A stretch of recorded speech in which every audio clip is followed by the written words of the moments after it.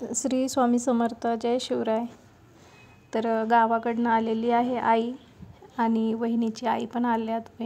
वहिनी ते भाऊ पण आला होता, कारण मिस्टरांना यांना बघण्यासाठी यांची तब्येत नव्हती ना ठीक, त्यामुळं.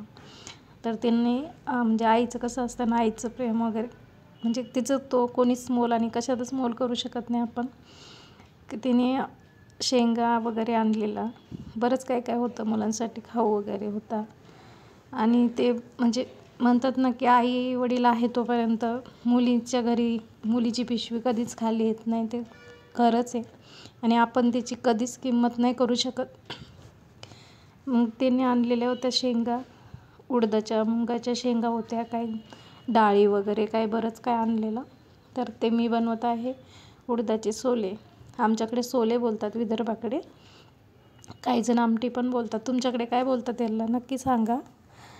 आणि त्यासाठी मी दाणे ते भाजून घेतलेत आणि हिरवी मिरच्या असं म्हणजे बरंच वाटत असेल त्या, पण त्या खूप कवळ्या होत्या ना, मग त्यामुळे मी थोड्याशा जास्त घेतलेल्या, जास्त स्पायसी नव्हत्या त्या. आणि खोबरं घेतलेलं, थोडंसं खोबरं खीस होता, लसण, जिरं, कोथिंबीर, भरपूर हिरवी कोथिंबीर ते भाजून घेतले आणि वाटून घ्यायचे. ते ओबडधोबडच वाटायचे जाडसर, खूप छान अशी लागते त्याची भाजी. आणि मग आईन ते आल्यानंतर म्हणजे काय बरंच कसा दिवस गेला कोणीकडे समजलंच नाही कामामध्ये, की सकाळपासून म्हणजे. नंतर मग मी भाजी बनवलेली, चपाती पण बनवल्यात, काही भाकरी बनवली होते. तर चपात्यांसाठी म्हणजे छान असं जर एकदम अगदी मऊ आणि लुसलुसीत चपाती यायची असेल ना, तर तो जे कणिक आहे ना, तर ते सुरुवातीला भिजवायचं, असं म्हणजे जास्त मळून नाही घेतलं तरी चालतं. मळून भिजून ठेवायचं आणि त्याला झाकण ठेवून द्यायचं 15-20 मिनटं. तसंच ते झाकून ठेवायचं. अगोदर आपलं जोपर्यंत आपण स्वयंपाकाची बाकीची तयारी करतो ना, तर अगोदर पीठ असं भिजून ठेवून द्यायचं झाकून त्याला.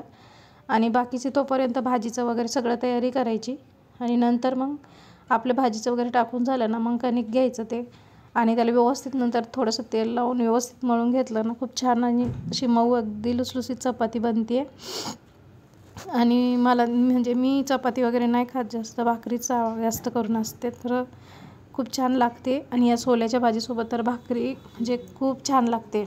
आणि आमच्याकडे जे शेंगांचं सीझन असते, तुरीचं असो किंवा मुगाचं किंवा उडदाचं, तर त्यावेळेस एक टाईमला शेंगाचे सोल्यांचेच भाज्या असतात, कारण खूप आवडतात. आणि ते म्हणतात ना, गावरान ज्या भाज्या असतात त्याची काहीच म्हणजे कुठल्याच पक्वानाला सर नाही, ते खरंच आहे.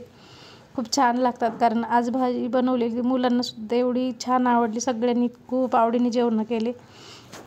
आणि आईन ते आलेले होते, त्यामुळं पण आम्हाला म्हणजे खूप असं बरं वाटतं. कारण आपलं दुःखांच्या टायमाला कसं कोणीतरी आपलं जवळच असलं की आपल्याला खूप छान वाटतं ना, की कसं म्हणजे ते काही त्याची किंमतच करू शकत नाही. कारण असं सुखदुःखाच्या टायमाला आपल्या जवळचेच माणसांची आठवण येते आपल्याला.